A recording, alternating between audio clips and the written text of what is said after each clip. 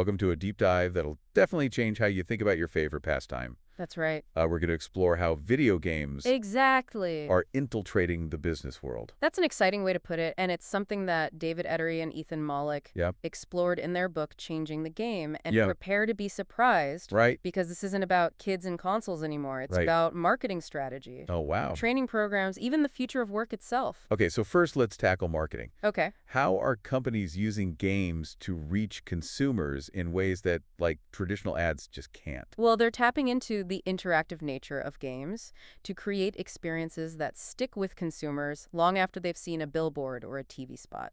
Think about Burger King's ingenious move selling Xbox games with value meals. Interesting. They moved over 3 million units, boosting their profit by a whopping 40%. That's a serious case for gamified marketing. Sure is. But what are some of the approaches companies are using? One is in-game advertising, Oh, seamlessly integrating brands into the gaming world. I see. Think back to the SanDisk flash drive in CSI, 3 Dimensions of Murder. Okay. Players used it within the game's narrative, demonstrating the product's functionality. Oh, that's right. I remember that one. You do? Subtle yet effective. Uh-huh. Then we've got advergames designed specifically to promote a brand. Like Jeep 4x4, Trail of Life, Okay. which let players virtually drive a Jeep through a Mayan jungle. Interesting. Not only did it garner over 380,000 downloads, Wow.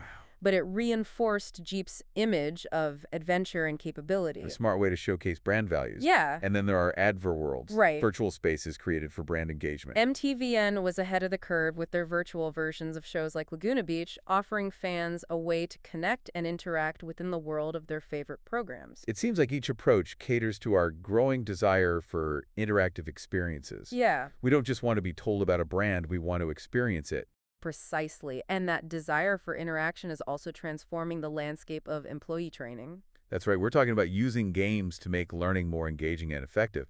It's not just about fun and games either. You're not. There are tangible results. Absolutely. Surgeons trained using simulators, for example, have been shown to reduce their error rate by a remarkable factor of 6. That's a compelling statistic, and it makes sense when you think about the different types of training games out there. We've got teamwork games, Right. like the U.S. Army's modified Neverwinter Nights, which simulates combat scenarios and forces soldiers to collaborate. Then you have systems games designed to teach employees about complex interrelationships and the impact of their decisions. Oh. The beer game, for instance, demonstrates the bullwhip effect in supply chains, revealing the unintended consequences that can arise from seemingly isolated choices. It's like a virtual sandbox for understanding how different parts of a system interact. And we can't forget experience games, which provide realistic simulations for specific roles. DARPA's Dark Waters ARG is a prime example, simulating a disaster recovery scenario that requires participants to think on their feet and coordinate with diverse organizations. So we're seeing games being used to teach everything from surgical precision to strategic decision-making.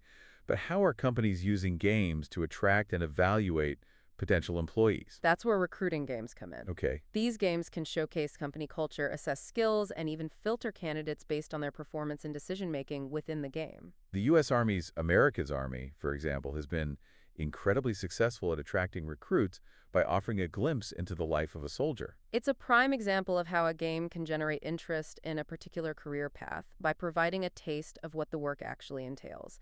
And beyond standalone games, companies are using contests and virtual world recruiting events to engage potential candidates. It sounds like a whole new approach to recruitment, moving beyond a traditional resume and interview process. But what about the future of work itself? How are games influencing the way we work? That's where things get really interesting. Oh. We're seeing the rise of gamification, where game mechanics are integrated into everyday tasks to boost productivity and engagement. Like earning points or badges for completing tasks. Exactly. Think about how effective fitness trackers are at motivating people with those virtual rewards. Okay. Now imagine applying that concept to the workplace. It does make you think about how those principles could be used to make work more rewarding. But are we running the risk of turning everything into a game? That's a valid concern, and it's why ethical considerations are so important. Right. Gamification shouldn't be about manipulating employees, but about finding ways to make work more meaningful and engaging. So it's about striking that balance, finding the sweet spot where work is both challenging and rewarding, But beyond gamification, there are other ways that games are changing how work gets done. Absolutely. Take human computation games, for example. Okay. These games harness the collective intelligence of large groups of people to solve problems that are too complex for computers. I remember reading about Fold It, a game where players solve protein folding puzzles. Yes, and what's remarkable is that those players, many of whom had no scientific background, were able to come up with solutions that had stumped researchers for years. It really highlights the power of tapping into the collective intelligence of a community. So we're not just talking about entertainment anymore. Games are becoming pools for scientific discovery. Precisely. And then we have innovation games, which are designed to foster creativity and problem solving in the workplace. So instead of traditional brainstorming sessions, companies are turning to games to generate new ideas and solutions. Exactly. Lego, for instance, has created a game called Serious Play that uses their iconic building blocks to facilitate brainstorming and problem solving. It's a fantastic example of how games can be used to unlock creativity and think outside the box. And it speaks to the broader trend of businesses embracing more playful and interactive approaches to innovation. So we've covered a lot of ground here, from marketing to training to the future of work itself. It seems like games are weaving themselves into every aspect of the business world. They are, and it's only going to become more prevalent as we continue to embrace interactive experiences and explore the potential of games to solve problems and drive innovation. All this talk about games and work makes me wonder, what does work even mean in a world where the lines between play and productivity are becoming increasingly blurred?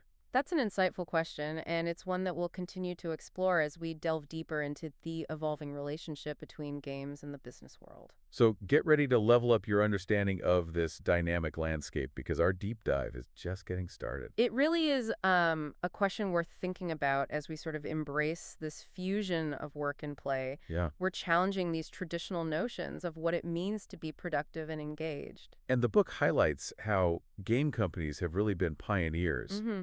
in harnessing the power of their communities, That's right. especially when it comes to user innovation. They recognize that their most passionate players, the ones who spend hours immersed in these virtual worlds, they can be an invaluable resource for feedback Right. and fresh ideas. It's such a shift from the top-down approach to product development, It is. where companies are just dictating what consumers get. Totally. Now it's more collaborative. Precisely, and the world of mods exemplifies this shift. Oh, yeah. These player-created modifications to games have become a cultural phenomenon, adding new layers of complexity and extending the lifespan of countless titles. I mean, I remember spending countless hours experimenting with different mods, customizing my gameplay experience. Sure. It felt like being part of a creative community. And game companies have wisely recognized the value of this. Not only do mods keep players engaged, but they also serve as a breeding ground for innovation. So instead of viewing these passionate fans as a threat to their intellectual property, Right. companies are realizing they could be a source of inspiration and even future development.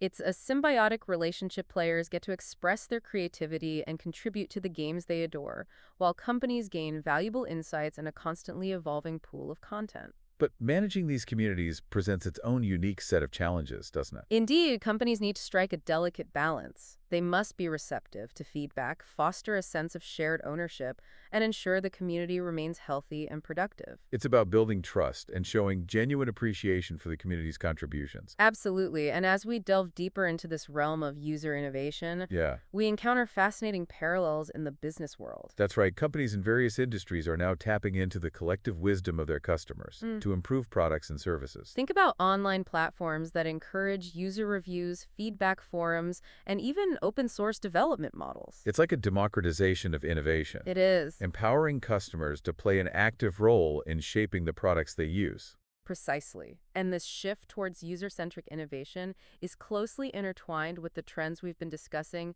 gamification, human computation, and the blurring boundaries between work and play. It's like a convergence of forces all pointing towards a future where engagement, collaboration, and creative problem-solving are paramount. A future where businesses recognize the inherent value of tapping into the collective intelligence and passion of their communities. But this shift also raises some critical questions. How do we ensure that this democratization of innovation benefits everyone? Right. How do we address concerns about intellectual property, ethical considerations, and the potential for exploitation? Those are crucial questions that we must grapple with as we navigate this uncharted territory. And as we continue to explore these themes, Yeah. it becomes increasingly clear that games are no longer confined to the realm of entertainment. They're a powerful force shaping the very fabric of our society, Absolutely. influencing how we work, learn, interact, and even solve global challenges.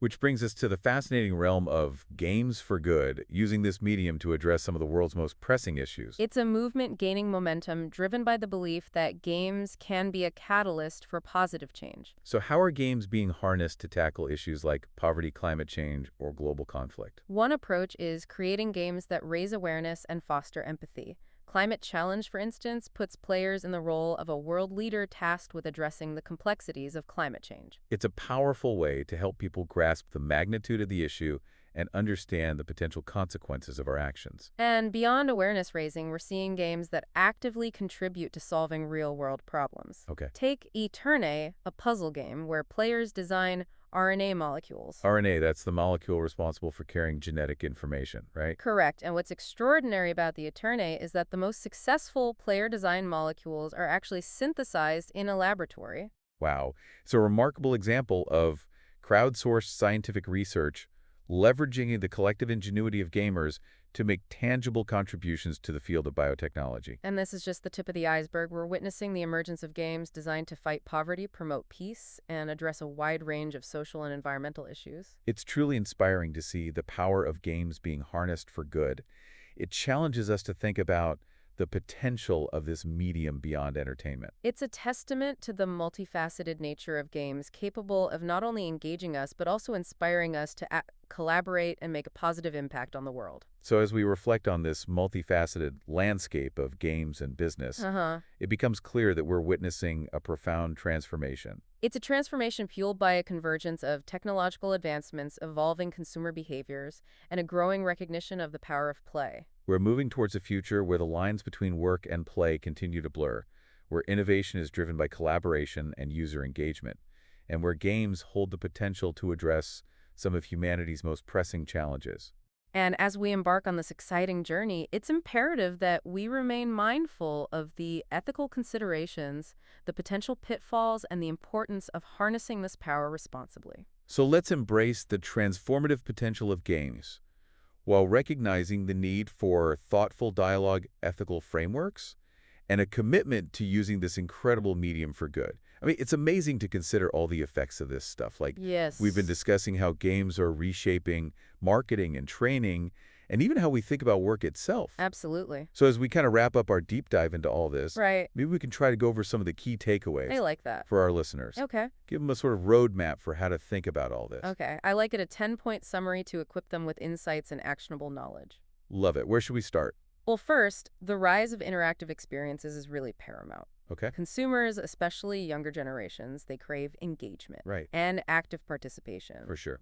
And that's got huge implications for how businesses connect with their audiences. So we're moving beyond passive consumption. We are. We're entering an era where experience reigns supreme. Exactly. What's point number 2? Games are no longer just entertainment. They've infiltrated the boardroom, Right. revolutionizing marketing, employee training, and even the way we work. It's a huge paradigm shift. It is. We really have to pay attention to We do. and rethink our traditional approaches to all this. Yeah. What's next? Gamification is a really powerful tool for engagement and motivation, but it has to be implemented thoughtfully and ethically. Right. The goal is to enhance, not manipulate. Right. It's got to be about striking that balance. Absolutely. Make sure game mechanics are actually creating a more rewarding work experience. Right. Rather than a system of coercion. Exactly. Okay, so what's number 4?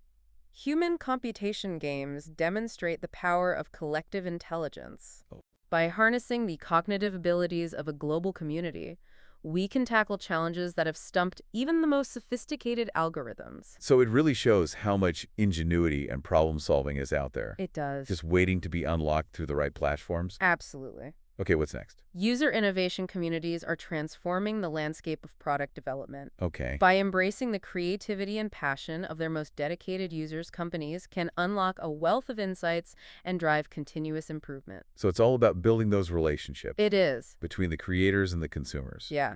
Okay, what else? The lines between work and play are blurring, Hmm. leading to a more fluid and integrated approach to productivity and engagement, and this presents both opportunities and challenges. It does make you rethink what work even means. It does. It does. It And does. I like this idea of bringing playfulness and enjoyment to work. Yeah. Okay, what's next? Games for Good exemplify a potential of this medium to drive positive change, addressing pressing social and environmental challenges through engaging and impactful experiences. It's so cool to see the power of games to do more It is. than just entertain, Yeah. that can really educate and inspire. What's number 8? The rise of virtual worlds and the metaverse presents new frontiers for business, Wow. offering immersive experiences, enhanced collaboration, and novel ways to connect with consumers. Makes you think about all the possibilities, It does. all the new ways to communicate and interact. It really does. Okay, what's next? Ethical considerations are paramount as we navigate the increasing integration of games into various aspects of our lives. That's important. We need to be mindful of the potential downsides, Absolutely. exploitation, manipulation, all that. It's critical. All right, and last but not least. The future of business is inextricably linked to the evolution of games. Hmm. By understanding the principles of game design engagement and community building, businesses can unlock new possibilities and thrive in an increasingly interaction world. It really is a call to think differently, It is. to experiment, to Yeah. challenge those old assumptions. For sure. Well, it's been so fascinating to explore all of this with you. It has. I think we've just scratched the surface. We have. But I hope this has been a good starting point for our listeners I do too. to really dive in and explore this dynamic landscape. And embrace the power of play challenge assumptions and stay ahead of the curve as games continue to shape the world around us. Because as they say, the future is waiting to be played.